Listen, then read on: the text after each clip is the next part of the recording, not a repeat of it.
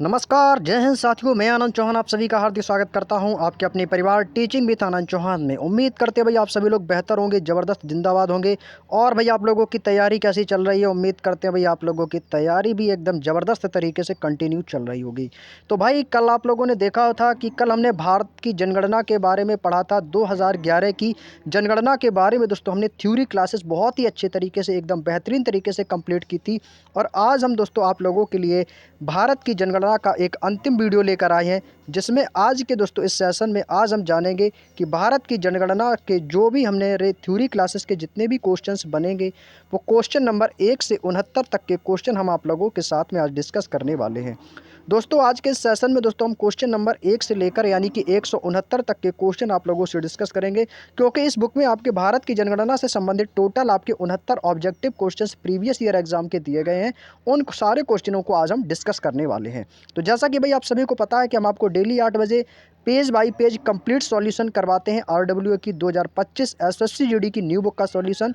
तो भाई आप सभी रोजाना 8 बजे तैयार रहा करें हमारी क्लास में जुड़ने के लिए। भाई तो आप सभी साथी क्लास में एक बार जुड़ जाएंगे और अपने इस वीडियो को ज़्यादा से ज़्यादा शेयर कर देंगे। तो दोस्तों आप सभी जानते हैं, तो यहाँ तक कि दोस्तों हमने कल की क्लास में चर्चा की थी। तो आज हम 2011 की जनगणना से संबंधित जो भी क्वेश्चंस आपके प्रीवियस ईयर एग्जाम के दोस्तों आए हुए हैं, उन सभी क्वेश्चंस को आज की इस क्लास में हम डिस्कस करेंगे। और ये चैप्टर दोस्तों आज से हमारा कंप्लीट भी हो जाएगा। आज से दोस्तों ये चैप्टर जो है हमारा पूरी तरीके से कंप्लीट हो जाएगा। और कल से यानी कि नेक्स्ट डे से हमारी पॉलिटी का सेशन स्टार्ट हो जाएगा, जिसकी डिमांड आप सबसे बच्चों की सबसे ज़्यादा थी। ठीक है भाई, तो चलिएगा दोस्तों हम बिना टाइम वेस्ट किए अपने सेशन को करते हैं स्टार्ट। तो भाई पहला क्वेश्चन आप लोगों के सामने दिया गया है। पहला क्वेश्चन क्या कह रहा है कि बताइएगा कि भारत सरकार द्वारा आयोजित सामाजिक, आर्थिक और जातिगत जनगणना 2011 ने परिवारों को कितनी श्रेणियों में स्थान दिया है। और यही क्वेश्चन दोस्तों आपके एसएससी जीडी 24 फरवरी 2024 की फर्स्ट शिफ्ट का आया हुआ क्वेश्चन है। तो आप कहोगे सर इसे 3 श्रेणी में बांटा गया है, किसमें भाई? 3 श्रेणियों में इसका स्थान दिया गया है। अभी आपके एग्जाम का लेटेस्ट आया हुआ क्वेश्चन है भाई, याद रखिएगा। यदि दोबारा एग्जाम में क्वेश्चन बने तो भाई आप लोग बताएंगे भाई 2011 की जनगणना के अनुसार परिवारों को 3 श्रेणियों में स्थान दिया गया था। क्योंकि भाई इसकी हम बेसिक चर्चा जो थ्योरी क्लासेस में कर चुके हैं, अब हम सीधे ऑब्जेक्टिव क्लासों की चर्चा इसमें करने वाले हैं। अगला क्वेश्चन है क्वेश्चन नंबर 2। 2011 की साक्षरता दर जनगणना के अनुसार भारत में पुरुषों की साक्षरता दर कितनी थी? ये मैंने थ्योरी क्लासेस में बताया था कि पुरुषों की जो साक्षरता दर थी वो कितनी थी दोस्तों? 82.14%। कितनी थी साथियों? आप कहोगे सर 82.14% पुरुषों की साक्षरता दर थी। और यही क्वेश्चन आपके एसएससी जीडी में प्रीवियस ईयर 2024 का एग्जाम का अभी लेटेस्ट एग्जाम का आया हुआ क्वेश्चन है। अगला क्वेश्चन है कि भारत की 2011 की जनगणना के अनुसार रिक्त स्थान जनसंख्या के अनुपात में 0.2 पीपी यानी कि प्रतिशत अंक किस धर्म को लेकर या किस समुदाय को लेकर गिरावट हुई है? तो वो है दोस्तों आपके सिख धर्म को लेकर। किसको लेकर भाई? सिखों में सबसे ज़्यादा यानी कि 0.2% की दोस्तों इसमें गिरावट हुई है। कितने की? तो आप कहोगे सर 0.2% की गिरावट सिखों में हुई है। ये भी 24 फरवरी 2024 का एग्जाम का आया हुआ क्वेश्चन है। अगला पॉइंट है कि भारत की 2011 की जनगणना के अनुसार राज्य केंद्र शासित प्रदेशों में सबसे अधिक पुरुष जो हैं और महिला साक्षरता दर। भाई मैंने आपको कई बार बताया है, कल भी बताया, कल की क्लास में भी बताया था कि पुरुषों और महिलाओं की जो साक्षरता दर में जो सबसे सर्वाधिक स्थान है भाई साक्षरता दर में, तो हमेशा केरल बताना है। कौन था भाई? वो राज्य है दोस्तों आपका केरल राज्य। 26 फरवरी 2024 का एग्जाम का आया हुआ क्वेश्चन है। भाई 2011 की जनगणना बहुत इंपॉर्टेंट है, याद रख लो भाई। एक एक क्वेश्चन यहाँ से आपके लिए रामबाण सिद्ध होगा। भारत की 2011 की जनगणना के अनुसार भारत में जनसंख्या का औसत घनत्व प्रति व्यक्ति वर्ग किलोमीटर के हिसाब से कितना था? तो वो था दोस्तों 382 प्रति वर्ग किलोमीटर व्यक्ति। ठीक है, तो 382 व्यक्ति प्रति वर्ग किलोमीटर था आपका 2011 की जनगणना के अनुसार जनसंख्या का औसत घनत्व। नेक्स्ट क्वेश्चन है भाई, भारत की 2011 की जनगणना के अनुसार अखिल भारतीय स्तर पर जो वयस्क यानी कि जो 15+ वर्ष के लोग हैं वो वयस्क में आते हैं, तो उनकी साक्षरता दर जो थी वो थी 69.3%। कितनी थी साथियों? तो आप बताएंगे सर 69.3% थी। अगला क्वेश्चन है, भारत की जनगणना 2011 के अनुसार बिहार की कुल साक्षरता दर कितनी थी? भाई बिहार की कुल साक्षरता दर, भाई आप सभी जानते हो साक्षरता दर में नंबर 1 जो अग्रणी राज्य है वो आपका केरल है, और उसके बाद कौन सा आता है? जो सबसे नीचे आता है वो आपका बिहार आता है।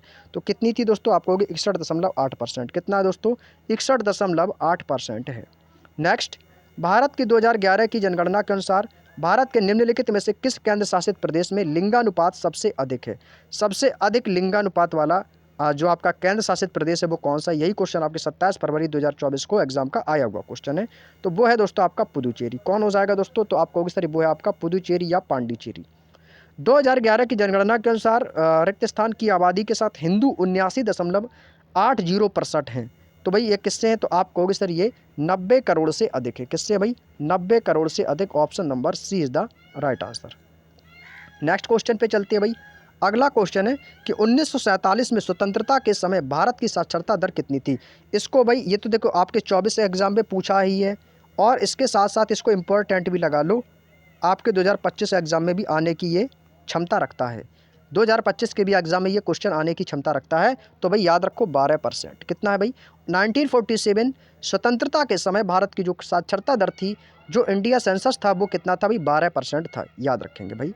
अगला क्वेश्चन है कि भारत की 2011 की जनगणना के अनुसार जो बाल्यावस्था है 0 से 6 वर्ष के जो लिंगानुपात है, वो प्रति 1000 पुरुषों पर कितनी महिलाएं थीं? ये क्वेश्चन भाई इंपॉर्टेंट है, अपने आप में सबसे ज़्यादा इंपॉर्टेंट रखता है, योग्यता है भाई आने के लिए 2025 में फिर से।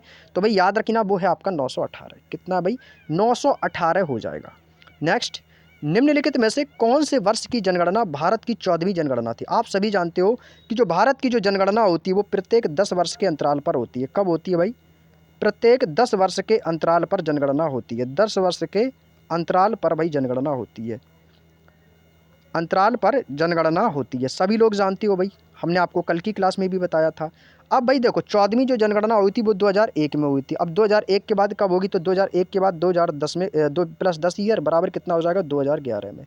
तो जो आपकी 15वीं जनगणना हुई थी वो कब थी? 2011 में। तो 2011 में की कौन सी थी? आप कहोगे सर 15वीं जनगणना थी। अब इसी में आप 10 जोड़ देंगे तो कितना हो जाएगा? तो आप कहोगे सर 2021 हो जाएगा। कितना हो जाएगा? आप कहोगे 2021। अब 2021 की जनगणना कौन सी थी? तो ये थी आपकी 14वीं, ये होगी 15वीं, तो ये थी 16वीं जनगणना। कौन सी थी? 16वीं जनगणना। ऐसे याद रखो 2001 की आपकी 14वीं जनगणना, जस्ट 10 ईयर बाद आपकी कौन सी थी? 10 ईयर बाद 2011 जो कि 15वीं जनगणना थी, और उसके बाद 2021 की 16वीं जनगणना। नेक्स्ट, 1951 की जनगणना के अनुसार भारत की कुल ग्रामीण साक्षरता दर कितनी थी? जो ग्रामीण क्षेत्र जो थी उसकी जो साक्षरता दर थी वो थी आपकी 12.1%। कितनी थी साथियों? 12.1%। नेक्स्ट, 2011 की जनगणना के अनुसार वही देखो क्वेश्चन आ गया कि प्रति 1000 पुरुषों पर कितनी महिलाएं थी? तो वो आप कहोगे सर 943। ये 2011 की जनगणना के अनुसार है भारत का लिंगानुपात, कि प्रति 1000 यानी 1000 पुरुषों पर 943 महिलाएं। 1000 पुरुषों पर 943 महिलाएं। इंपॉर्टेंट क्वेश्चन है, कई बार एग्जाम में ये रिपीट भी हुआ है। अगला क्वेश्चन है कि 2011 की जनगणना के अनुसार निम्नलिखित में से उत्तर पूर्वी राज्य साक्षरता दर सबसे अधिक किसकी है? तो वो है आपकी मिजोरम। उत्तर पूर्वी राज्य में पूछी जाए तो उत्तर पूर्वी राज्य में आपका मिजोरम आएगा।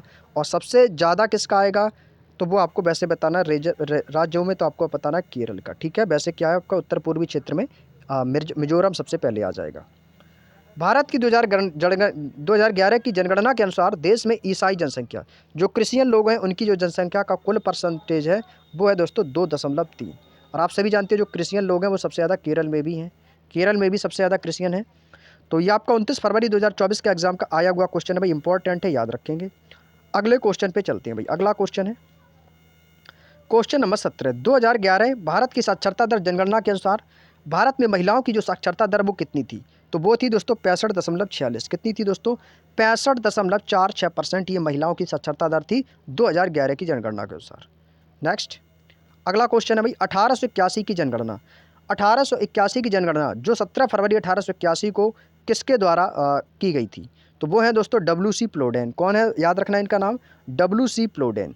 अब जरूरी नहीं कि आपसे 2011 या 2021 की लेटेस्ट जनगणना पूछे, भाई आपसे 10 साल पहले, 20 साल पहले की भी जनगणना पूछ सकता है। ठीक है, तो आप याद रखो इससे पहले जो जनगणना हुई थी 1881 और 1881 के बाद, तो उसकी जो अध्यक्षता है किसने की, कब की? तो भाई इनकी भाई सारे पॉइंट्सों को भी नोट कर लो, क्योंकि यहाँ से हर ईयर आपके एग्जाम में कंपलसरी है कि क्वेश्चन यहाँ से पूछा जाता है।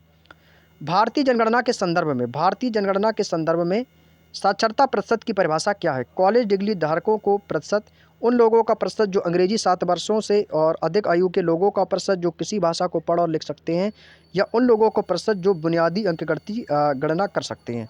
तो इसका सही आंसर क्या है दोस्तों? कि 7 वर्षों और उससे अधिक आयु के लोगों का प्रतिशत जो किसी भाषा को पढ़ और लिख सकते हैं, उनकी बात की गई है। अगला क्वेश्चन है 2011 और 12 की जनगणना के अनुसार भारत की गरीबी दर कौन सी है? यानी गरीबी दर कितनी है लगभग? तो वो है दोस्तों 33.7%। ये आपके 2011 से 12 के आंकड़ों के अनुसार जो गरीबी दर है वो आपकी कितनी है, 33.7%। 2011 से 12 के आंकड़ों के अनुसार बिहार की गरीबी दर देखी जाए तो भाई बिहार की भी कितनी है, 33.7%। ये बिहार की ही अकेली आ गई है। तो मुझे लगता है कि बिहार में सबसे ज़्यादा आपका जो गरीबी दर है वो 11 और 12 के आंकड़ों के अनुसार सबसे ज़्यादा रही है। अगला है कि 2011 की जनगणना के अनुसार भारत का कौन सा राज्य सबसे कम जनसंख्या वाला राज्य है। भारत का सबसे कम जनसंख्या वाला राज्य पूछा है दोस्तों, तो कौन हो जाएगा दोस्तों, तो आप कहोगे सर आपका हो जाएगा सिक्किम। कौन हो जाएगा दोस्तों, सिक्किम। सिक्किम जो है ये 2011 की जनगणना के अनुसार भारत का सबसे कम जनसंख्या वाला राज्य है सिक्किम। और सबसे अधिक कौन है, तो भैया उत्तर प्रदेश, बता देना भाई। उत्तर प्रदेश हमेशा जनसंख्या के मामले में नंबर 1 रहा है। आगे चलते हैं भाई। अगला क्वेश्चन है कि भारत की 2011 की जनगणना के अनुसार शहरी जनसंख्या कुल जनसंख्या का कितने परसेंट है। भाई मैंने आपको कल की क्लास में बताया था कि भारत की जो जनसंख्या है शहरी और ग्रामीण जनसंख्या में बात करते हैं तो भाई ग्रामीण जनसंख्या सबसे ज़्यादा है, शहरी कम है। तो 100% का कितना है भाई, तो 31.2% जो जनसंख्या है वो आपका शहरी जनसंख्या है कुल जनसंख्या का। ये बात भारत की हो रही है 2011 की जनगणना के अनुसार। नेक्स्ट, लिंग अनुपात का प्रयोग प्रति पुरुषों पर कितनी महिलाओं। भाई अभी जैसे मैंने बताया था कि 1000 पुरुषों पर कितना था भाई, सॉरी 1000 पुरुषों पर कितनी थी भाई, 1000 पुरुषों पर कितनी महिलाएं थी भाई, 1000 पुरुषों पर 943 महिलाएं। 1000 पुरुषों पर 943 महिलाएं। अभी थोड़ी देर पहले हमने इस पॉइंट को लेकर चर्चा की थी, मात्र थोड़ी देर पहले इस पॉइंट को लेकर दोस्तों हमने चर्चा की थी, तो ये वही पॉइंट आया है। तो क्या हो जाएगा, 1000 पुरुषों पर 943 महिलाओं की वर्णन किया गया ये लिंग अनुपात के उपयोग के अनुसार। आगे चलते हैं भाई। 2011 की जनगणना के अनुसार किस धर्म की जनसंख्या सबसे कम है। तो भाई सिख धर्म के बहुत मिलेंगे, बौद्धों के भी मिलेंगे, ईसाई के। तो सबसे कम किसके, जैन धर्म की। और ये क्वेश्चन आपके एसएससी जीडी 5 मार्च को 2024 के एग्जाम में आया हुआ क्वेश्चन है। तो आप कहोगे सर जैन धर्म की। अगला क्वेश्चन है कि भारत की 2011 की जनगणना के अनुसार हिंदुओं की जनसंख्या की वृद्धि दर कितनी है। तो आप कहोगे सर 16.8%। कितनी रही है भाई, 16.8%। Option number A is the right answer. 5 मार्च 2024 का क्वेश्चन है भाई। और हमेशा याद रखिएगा कि ये क्वेश्चन बेहद इंपॉर्टेंट है और ये क्वेश्चन आपके ज़रूरी नहीं कि एसएससी जीडी में पूछी जाए। आप एसएससी जीडी के अलावा यदि किसी अन्य गवर्नमेंट एग्जाम की तैयारी कर रहे हो उसके लिए रामबाण सिद्ध होंगे ये क्वेश्चन, क्योंकि जीके जीएस भाई अपने आप में एक अहम रोल अदा करती है। और कोई भी कॉम्पिटिटिव एग्जाम हो तो एग्जाम में भाई जीके का सबसे मेन रोल होता है। तो 16.8% is the right answer, option number A. अगला क्वेश्चन है भाई, आमतौर पर लिंगानुपात की गणना। भाई वही रिपीटेड क्वेश्चन है भाई, वही रिपीटेड क्वेश्चन आपका 5 मार्च को फिर से पूछ लिया इन्होंने 2024 में। भाई कितना था भाई, 1000 पुरुषों पर कितनी महिलाएं। तो महिलाओं की बात करें तो 943 महिलाएं, 1000 पुरुषों पर 943 महिलाएं। अगला क्वेश्चन है भाई, आज़ाद भारत की पहली जनगणना 1951 में की गई थी।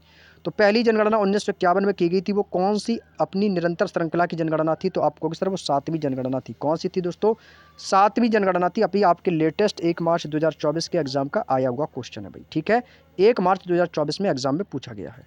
नेक्स्ट, 2011 की जनगणना के अनुसार भारत में लिंग अनुपात 1000 पुरुषों पर कितनी महिलाएं। जस्ट अभी थोड़ी देर पहले मैंने एक पॉइंट बताया है और ये क्वेश्चन तीसरी बार रिपीट हो रहा है। तीसरी बार, मैं 2 बार बता चुका हूँ। जस्ट अभी क्लास स्टार्ट हुए मात्र 10 मिनट हुए हैं भाई, 10 से 13 मिनट हुए हैं क्लास स्टार्ट हुए। और ये क्वेश्चन मैं 3 बार रिपीट कर चुका हूँ। तो कितना भाई, 943। याद रखो भाई, बहुत इंपॉर्टेंट है ये। 2024 में ही हर शिफ्ट में 2 से 3 बार रिपीट किया है। तो कितना है भाई, 1000 पुरुषों पर 943 महिलाएं हैं 2011 की जनगणना के अनुसार। याद रखेंगे साथियों। चलिएगा अगले पॉइंट पे चलते हैं भाई। अगले पॉइंट पे चलते हैं, क्वेश्चन नंबर 30। क्योंकि भाई यहाँ पे भाई व्याख्या तो दी नहीं है, क्योंकि हमने व्याख्या कल की क्लास में डिस्कस कर ली थी, ठीक है। यदि आपको थ्योरी अच्छे से पढ़ना है तो भाई पहले पार्ट 1 को देख लो, इसके बाद ये दिए गए ऑब्जेक्टिव क्वेश्चन को आप बड़ी ही आसानी से कर पाएंगे, ठीक है। चलिएगा, और हमारे पास थोड़ा समय का अभाव कम है, इस वजह से हम चाहते हैं कि भाई क्लास को जितना जल्दी हो सके इस चैप्टर को ओवर करें और इसके बाद पॉलिटी को हम तैयार करें। क्वेश्चन नंबर 30 भाई क्या कह रहा है, 2011 की जनगणना के अनुसार भारत की किस राज्य की जनसंख्या घनत्व सबसे अधिक है। जनसंख्या घनत्व की बात हो रही है, सबसे बड़ी पॉइंट है जनसंख्या घनत्व। तो वो है आपका बिहार राज्य। 5 मार्च 2024 को एग्जाम में आया था ये क्वेश्चन कि जनसंख्या घनत्व सबसे अधिक किस राज्य का है। तो वो है बिहार का। नेक्स्ट, भारत की जनगणना के अनुसार 2011 की जनगणना के अनुसार किस राज्य की कुल साक्षरता दर 93.3% रही है। तो वो है दोस्तों आपका मिजोरम। किसका रहा है, मिजोरम का रहा है। 2011 की जनगणना के अनुसार भारत में हिंदुओं की कुल जनसंख्या कितनी है। भाई हिंदुओं की कुल जनसंख्या है वो आप याद रखो, सबसे ज़्यादा हिंदुओं को ही है जनसंख्या है। तो जहाँ सबसे ज़्यादा मिल जाए तो वहीं टिक कर दो भाई। सबसे ज़्यादा संख्या कहाँ पर नज़र आ रही है, तो 96.33 करोड़। बस इससे अच्छा कोई ऑप्शन तो हो ही नहीं सकता। कि वैसे भी अपने भारत में को नाम क्या है, एक भारत का एक अन्य नाम है हिंदुस्तान। तो भाई हिंदुस्तान में क्या कौन से लोग ज़्यादा हैं भाई, हिंदू लोग ज़्यादा हैं, बस इतना याद रखो। नेक्स्ट, भारत की 2011 की जनगणना में कितने प्रश्न पूछे गए थे। भाई यही क्वेश्चन कल थ्योरी क्लासेस में पढ़ा था भाई, कल थ्योरी क्लासेस में पढ़ा था, और यही क्वेश्चन एसएससी जीडी ने 7 मार्च को पूछ लिया 2024 में। याद रखना भाई 29 प्रश्न। कितने भाई, 29 प्रश्न। ये जब मैंने क्लास स्टार्ट की थी जनगणना वाली, ये स्टार्टिंग में ही मैंने पढ़ा दिया था भाई कि भारत की 2011 की जनगणना के अनुसार कुल कितने प्रश्न पूछे गए थे। तो आप बताओगे सर 29 प्रश्न पूछे गए थे। ये पॉइंट मैंने इंपॉर्टेंट भी लगवाया था भाई, और एग्जाम में आया भी है 2024 में। तो ये मत समझना कि 2025 में नहीं आएगा भाई, आ जाएगा, कोई बड़ी बात नहीं है। अगला क्वेश्चन, साक्षरता दर किसी दिए गए आयु वर्ग की जनसंख्या के उस प्रतिशत से प्रभाषित होती है जो पढ़ और लिख सकते हैं। अभी मैंने बताया था, अभी मैंने क्वेश्चन पॉइंट बताया कि जो लिख और पढ़ सकते हैं वो आपकी आ जाती है साक्षरता दर में। साक्षरता दर में आती है जो लोग लिख सकते हैं पढ़ सकते हैं, ठीक है भाई। पढ़ना भी जानते हो, लिखना, केवल पढ़ने से काम नहीं होगा, ना ही केवल लिखने से, पढ़ने और लिखने दोनों से काम चलेगा भाई। क्या हो जाएगा, ऑप्शन नंबर ए। भारत की 2011 की जनगणना के अनुसार निम्नलिखित में से कौन सा पड़ोसी देश दुनिया के शीर्ष नंबर 10 में से सबसे अधिक आबादी वाले देशों में से शामिल नहीं है। नहीं है पूछा है, शामिल नहीं है, तो वो है आपका श्रीलंका। कौन है साथियों, तो आप कहोगे सर श्रीलंका। नेक्स्ट, भारत में जनगणना कार्य 2 चरणों में आयोजित किया जाता है। ये 2 चरण कौन कौन से हैं। मकान सूचीकरण और मकानों की गणना और जनसंख्या की गणना, प्रारंभिक और अंतिम गणना। 2 ऑप्शन और दिए गए हैं दोस्तों आपके यहाँ पर, घरेलू सर्वेक्षण और कृषि जनगणना, या शहरी जनगणना और ग्रामीण। तो देखिएगा भाई, इसमें आपकी जनगणना में आपके मकान सूची की जनगणना, मकानों की गणना और जनसंख्या की गणना तीनों पर निर्भर करती है। तो ऑप्शन नंबर ए इसका आंसर बिल्कुल सही है। नेक्स्ट, रिक्त स्थान की साक्षरता दर असम में शामिल नहीं की जा सकी है। बताएंगे भाई, तो कब, 1981 की जनगणना, 1981 की जो साक्षरता दर है उसमें असम में शामिल नहीं की जा सकी है। तो 1981 इस क्वेश्चन का आंसर बिल्कुल सही हो जाएगा। यह क्वेश्चन मैंने कल की क्लास में भी आपको बताया था। किस देश या देश के किसी निश्चित भाग के सभी व्यक्तियों में संबंधित जनसांख्यिकी, आर्थिक और सामाजिक डेटा को एक विशिष्ट समय पर एकत्रित करने और विश्लेषण करने और प्रसारित करने की संपूर्ण प्रक्रिया है। तो वो है आपका कौन सा, संविधान जनगणना। तो भाई हम क्या पढ़ रहे हैं भाई, जनगणना पढ़ रहे हैं, तो क्या हो जाएगा भाई, जनगणना हो जाएगा, option number B. Option number B is the right answer. Next question, जनगणना 2011 के अनुसार किस राज्य की महिला साक्षरता दर सबसे अधिक है भाई। तो वो है आपका केरल राज्य। मैंने अभी कल भी बताया था और आज भी बताया था स्टार्टिंग में। तो कौन सा बताना भाई, केरल का बताना सबसे ज़्यादा। भारत की 2011 की जनगणना के अनुसार पुरुष साक्षरता दर सबसे अधिक है केंद्र शासित प्रदेशों में। तो वो भी आपका कौन सा भाई, केरल है। केरल में भाई पुरुष भी हैं आपके, और इसमें महिलाओं भी साक्षरता दर भी लिख लो भाई, महिला हो और पुरुष दोनों का कौन है, केरल है। तो भाई यहाँ से देखो 20 फरवरी 2024 को पुरुष का पूछ लिया था, और यही 20 फरवरी 2024 को सेकंड शिफ्ट में महिला का पूछा, और ये थर्ड शिफ्ट का। तो भाई इतना अंतर रहता है एग्ज़ाम में, एग्ज़ाम में ज़्यादा अंतर नहीं आता भाई। जो शिफ्ट बाई शिफ्ट क्वेश्चन होते हैं उनमें क्वेश्चन का भाई ज़्यादा अंतर नहीं आता, बस एक क्वेश्चन आगे या एक क्वेश्चन पीछे, बस इतना अंतर रहता है, ज़्यादा अंतर नहीं रहता। अब भाई देखो, सेकंड शिफ्ट में सेम डेट को 20 फरवरी को सेकंड शिफ्ट में पूछ लिया कि महिला साक्षरता दर वाला राज्य, और उसी को थर्ड शिफ्ट में 20 तारीख को ही उन्होंने पुरुष की साक्षरता दर वाला राज्य पूछ लिया, है ना। तो ऐसे एग्जाम में क्वेश्चन आ जाते हैं। अगला क्वेश्चन, अब ये चौथी शिफ्ट में क्या पूछ लिया कि भारत में किस धर्म की जनसंख्या बहुसंख्यक है। तो भाई मैं आपको अभी बता के आया हूँ थोड़ी देर पहले कि हिंदू जनसंख्या सबसे ज़्यादा है। हिंदू जनसंख्या सबसे ज़्यादा है, लगभग कितना बताया था मैंने, 93.33% लगभग, मैंने ऐसा ही कुछ बताया था। तो इतना था आपका, जिसकी ज़्यादा हो तो इसकी हिंदू की आपकी सबसे ज़्यादा मिलेगी। 2011 की जनगणना के अनुसार किस राज्य में महिला साक्षरता दर सबसे कम है। महिला साक्षरता दर सबसे कम पूछी है 2011 की जनगणना के अनुसार। तो कौन सा है दोस्तों वो, तो आप कहोगे सर वो हो जाएगा राजस्थान। राजस्थान हो जाएगा दोस्तों, कौन सा, तो आप कहोगे सर राजस्थान हो जाएगा, option number A is the right answer. Rajasthan में दोस्तों महिला साक्षरता दर सबसे कम है, और सबसे अधिक, तो सबसे अधिक कहाँ पर है भाई, अधिक मैंने बताया था, अधिक कहाँ पर है, अधिक है केरल में। अधिक कहाँ पर है, तो अधिक बताना है केरल, और सबसे कम वाला राज्य तो कम कहाँ पर है, तो कम है राजस्थान में। ये भी इंपॉर्टेंट पॉइंट है, निकल के आया तो एग्जाम में बन सकता है। नेक्स्ट क्वेश्चन, अगला क्वेश्चन भाई एग्जाम पे, अगला क्वेश्चन आपके एग्जाम का आया हुआ क्वेश्चन है कि भारत की 2011 की जनगणना के अनुसार निम्नलिखित में से कौन सा केंद्र शासित प्रदेश सबसे अधिक साक्षर है? हमसे पूछा है भाई केंद्र शासित प्रदेश सबसे अधिक साक्षर है, तो वो है दोस्तों गोवा। कौन हो जाएगा? Goa. Option number D is the right answer. Clear? चलिएगा अगले क्वेश्चन पे चलते हैं भाई। अगला क्वेश्चन है, रिक्त स्थान में सबसे पहले भारतीय जनसांख्यिकी संक्रमण के पहले चरण में था, तो वो था भाई 1921। कौन सा था भाई? 1921 में भारत का जो जनसांख्यिकी संक्रमण है वो पहले चरण में था 1921 में, 1921 से पहले भी। अगला पॉइंट है कि निम्नलिखित विकल्पों में से किस तरह केंद्र शासित प्रदेश में उच्चतम साक्षरता दर 2021 वाला राज्य केंद्र शासित प्रदेश है? तो भाई यहाँ पर 2021 की जनगणना पूछी गई है, तो वो है आपका लक्षद्वीप। कौन है दोस्तों? तो वो हो जाएगा आपका लक्षद्वीप हो जाएगा। नेक्स्ट, 2011 की जनगणना के अनुसार किस राज्य का लिंगानुपात सबसे कम है? चाहे बात महिलाओं की हो या लिंगानुपात की, तो क्या था भाई? वो था आपका राजस्थान। राजस्थान में आपकी महिलाओं का भी सबसे कम था और लिंगानुपात में भी सबसे कम ही राजस्थान है। 2011 में महिलाओं की 59.3 के मुकाबले पुरुषों में वयस्क साक्षरता दर 15+ रही है। तो भाई इसमें क्या करना है? भी आपको 15+ करना है, तो 59.3 के मुकाबले कितना हो गया था? 78.8। 78.8 हो गई थी। ठीक है भाई, चलिएगा नेक्स्ट। भारत की 2011 की जनगणना के अनुसार निम्नलिखित में से किस भारतीय राज्य में लिंगानुपात भारत के संयुक्त लिंगानुपात से कम है? तो वो है आपका गुजरात। कौन सा हो जाएगा भाई? गुजरात हो जाएगा। और अभी तक के हमने जितने भी 48 क्वेश्चन डिस्कस किए, सभी आपके 48 क्वेश्चंस आपके ऑल शिफ्ट एसएससी जीडी 2024 के आए हुए क्वेश्चन हैं। नेक्स्ट, 2011 की भारतीय जनगणना के अनुसार दिए गए विकल्पों में से भारत का कम साक्षर वाला राज्य कौन सा है? भाई कम साक्षर वाला राज्य, तो भाई कौन सा? भाई बिहार है। आपको हमने कल भी बताया था, बिहार में सबसे ज़्यादा भाई गरीबी भी है और साथ ही साथ सबसे कम साक्षर वाला राज्य है। अधिकतम साक्षरता वाला राज्य कौन सा बताया था आपको? केरल, उसके बाद Mizoram. Next, question number 50। Question number 50, Bharat की जनगणना के अनुसार भारत की जनसंख्या 121.1 करोड़ थी, जिसमें महिला जनसंख्या कितने परसेंट थी? तो आप कहोगे सर महिला जनसंख्या थी वो 48.5%। कितना था भाई? 48.5% था। ये आपको याद रखना है। यह आपकी 2011 के अनुसार थी जनगणना भारत की, जब 121.1 करोड़ जनसंख्या थी। अब यहाँ से एक क्वेश्चन ये भी बन सकता है कि बताइए 2011 की जनगणना के अनुसार भारत की जनसंख्या कितनी थी? तो ये भी याद रखो 121.1 करोड़, 121 करोड़ जनसंख्या। ठीक है भाई, याद रखा। अगला क्वेश्चन है, भारत की जनगणना के अनुसार किस राज्य की जनसंख्या वृद्धि सबसे अधिक है?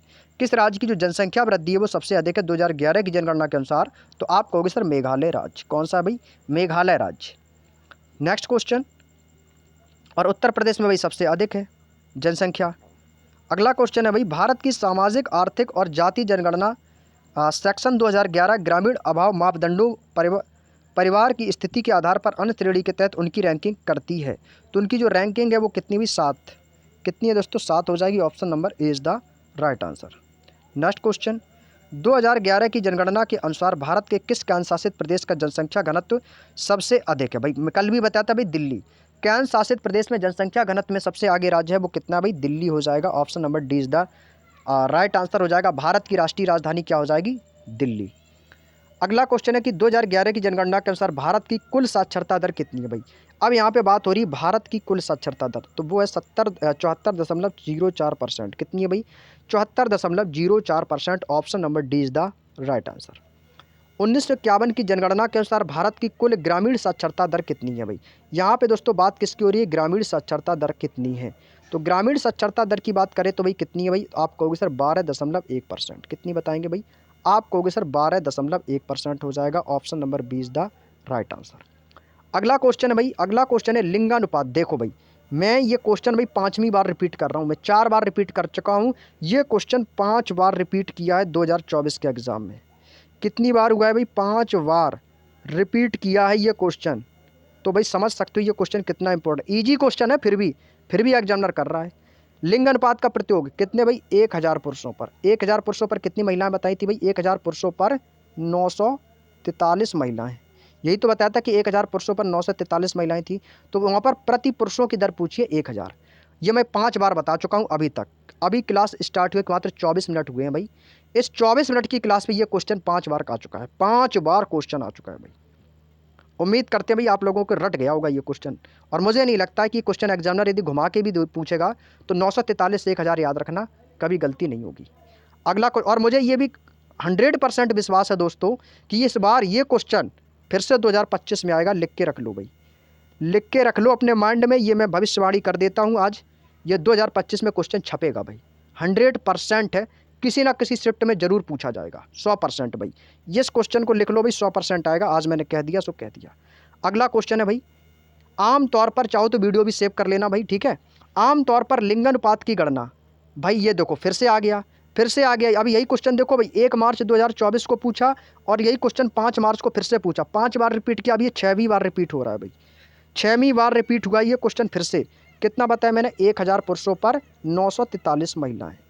फिर से रिपीट कर दिया भाई। देखो हर एक शिफ्ट का मैं क्वेश्चन का एनालिसिस कर रहा हूं दोस्तों, कि कौन सा शिफ्ट में कौन सा क्वेश्चन सबसे ज़्यादा बार रिपीट किया है।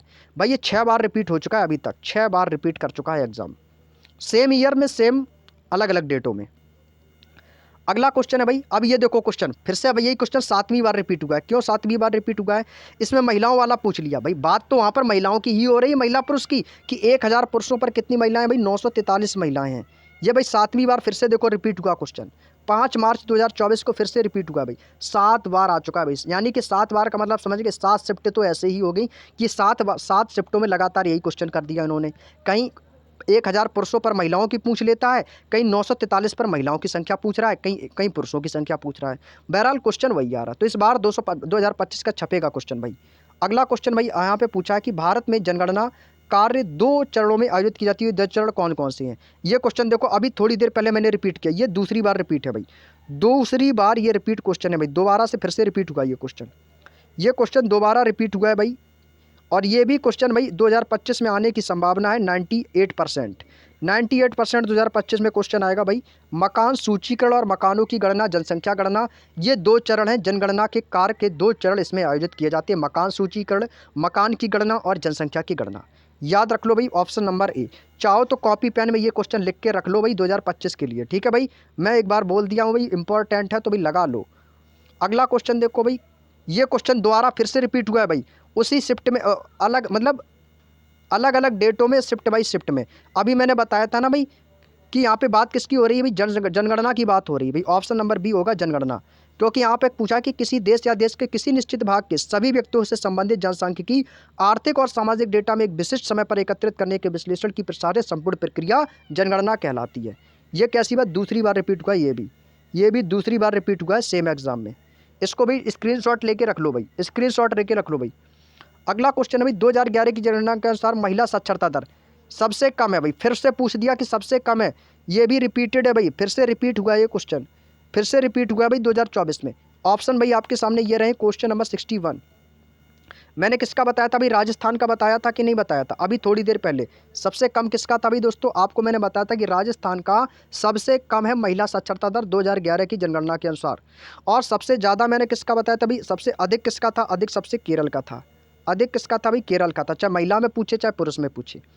अगला क्वेश्चन है भाई, मुझे लगता है कि अब बाकी के सारे क्वेश्चन, लगता है एग्जामिनर ने सारे क्वेश्चन रिपीट किए हैं। अब ये देखो, केंद्र शासित प्रदेश सबसे अधिक साक्षर है, मैंने क्या बताया था, गोवा बताया था। याद करो, ये भी रिपीटेड क्वेश्चन है भाई, ये भी आपका रिपीट हुआ है भाई। ये 21 फरवरी 2024 की 3rd शिफ्ट का आया हुआ क्वेश्चन है, फिर से रिपीट हुआ है, फिर से रिपीट हुआ है भाई, फिर से।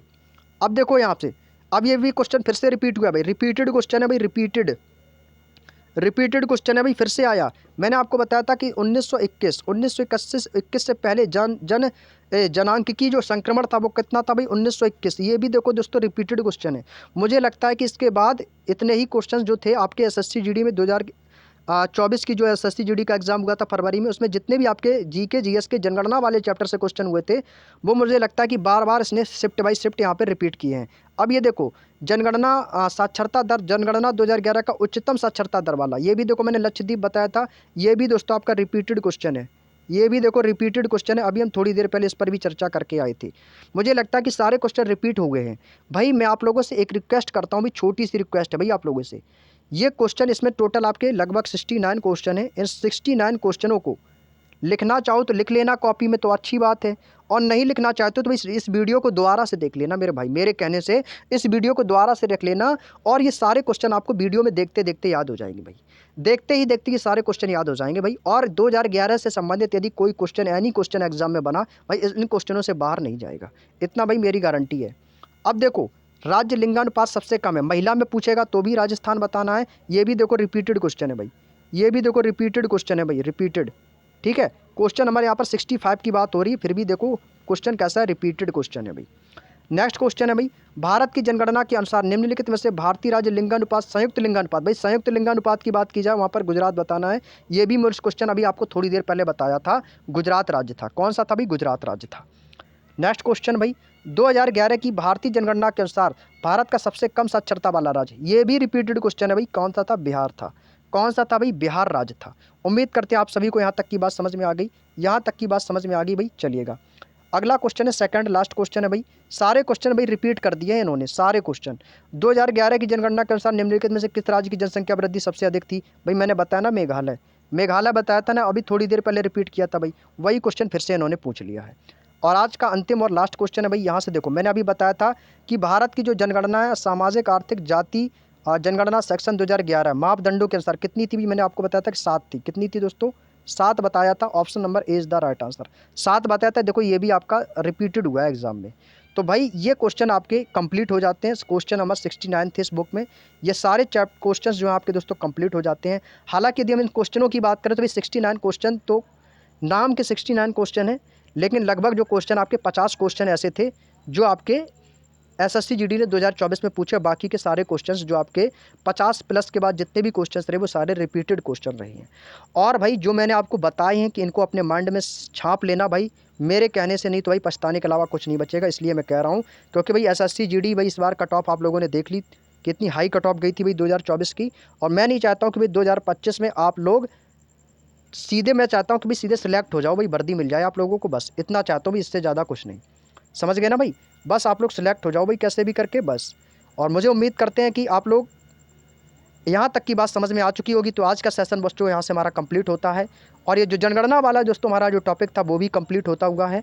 और कल से दोस्तों हमारा एक नया चैप्टर स्टार्ट होगा जिसका नाम है, और जिसकी आप लोगों की सबसे ज़्यादा डिमांड थी भाई पॉलिटी को लेकर, और इसका नाम है भाई भारतीय राज्य व्यवस्था। क्या नाम है भाई, भारतीय राज्य व्यवस्था। इसी को कहते भाई भारत का संविधान, इसी को क्या कहते भाई, भारत का संविधान। तो भाई इसकी चर्चा कल से करेंगे भाई। कल से ये नया चैप्टर हमारा स्टार्ट होगा, भारतीय संविधान। तो आप सभी लोग भाई इस क्लास को अपना प्यार और सपोर्ट ज़्यादा से ज़्यादा बनाए रखें। और भाई हम लोग आप लोगों के लिए भाई जितनी ज़्यादा हो सकेगी मेहनत करेंगे, हम भी मेहनत करेंगे, आप भी मेहनत करेंगे। तो भाई जब दोनों मिलकर साथ में मेहनत करेंगे तो भाई रिजल्ट भाई पॉजिटिव ही आएगा। ठीक है भाई, नेगेटिव तो सोचना ही नहीं है हम लोगों को।